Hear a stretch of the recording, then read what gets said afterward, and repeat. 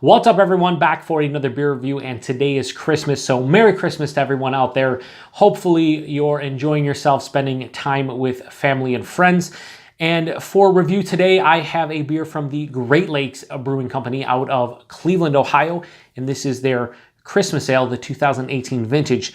So on the label, they are calling this an ale with spices and honey. In reality, it is a winter warmer brewed with honey, cinnamon, and ginger. Comes in at 7.5% alcohol by volume, 30 IBUs. At the time of review, this beer is about 6 weeks old. So on the label here, it says, "Do not open till Christmas?" question mark. Whoever coined that phrase obviously hasn't tasted Christmas ale's fresh honey, cinnamon, and ginger flavor. So full disclosure, I've had this beer before plenty of times.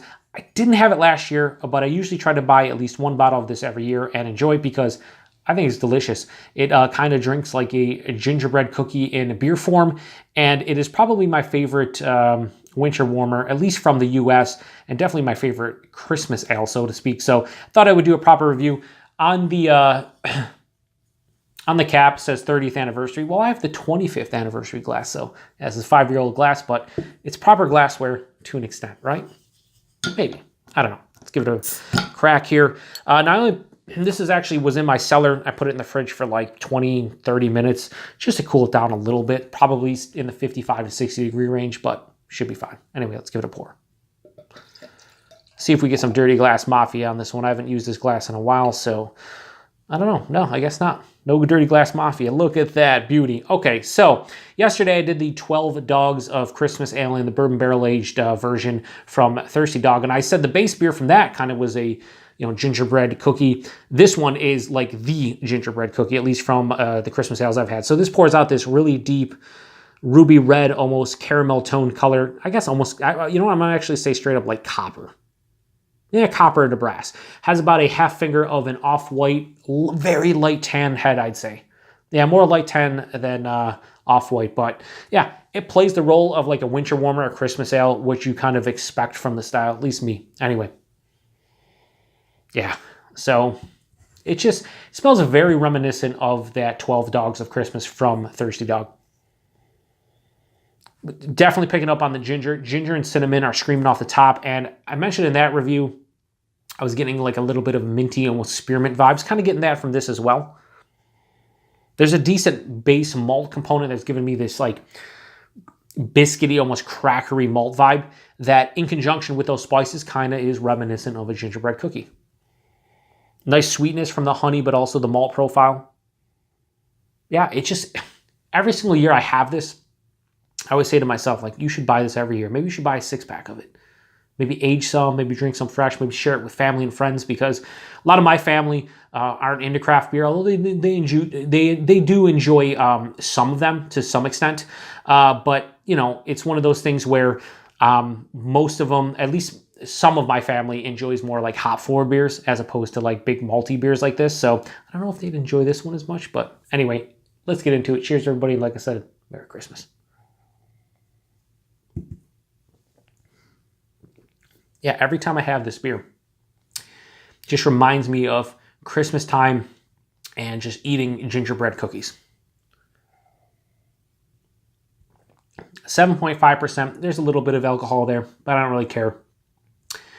It's effervescent, has a decent amount of carbonation there. This isn't soft and smooth and creamy, which is fine.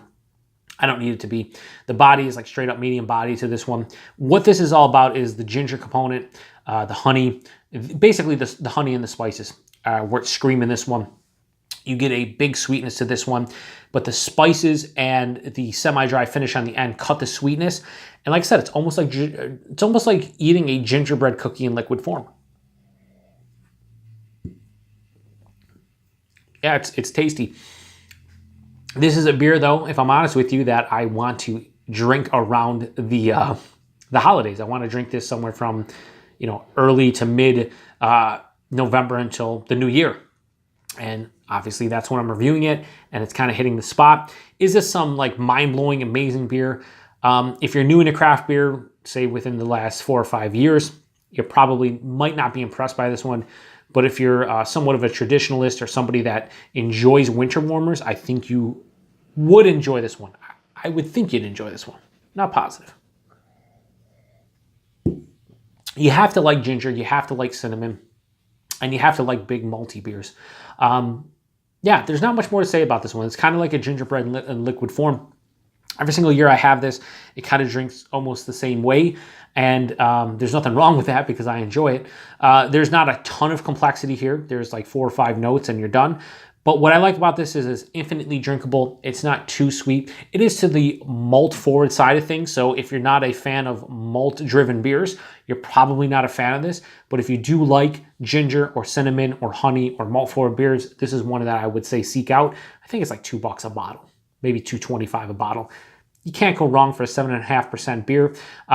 So yeah, anyway, rating on the Christmas Ale 2018 vintage from Great Lakes, solid 4.25 out of 5. This is a beer that I try to, like I said, pick up every single year. I'm never disappointed by it.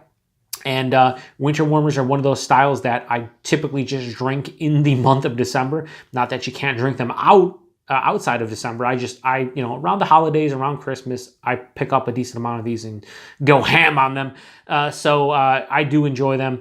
When you're talking about Christmas and you're talking about the holidays, I think this is a perfect beer for, you know, the holidays. So anyway, I'm rambling now. I'm going to end this review. I'm going to enjoy my Christmas. Hopefully you're enjoying yours. And until the next one, cheers.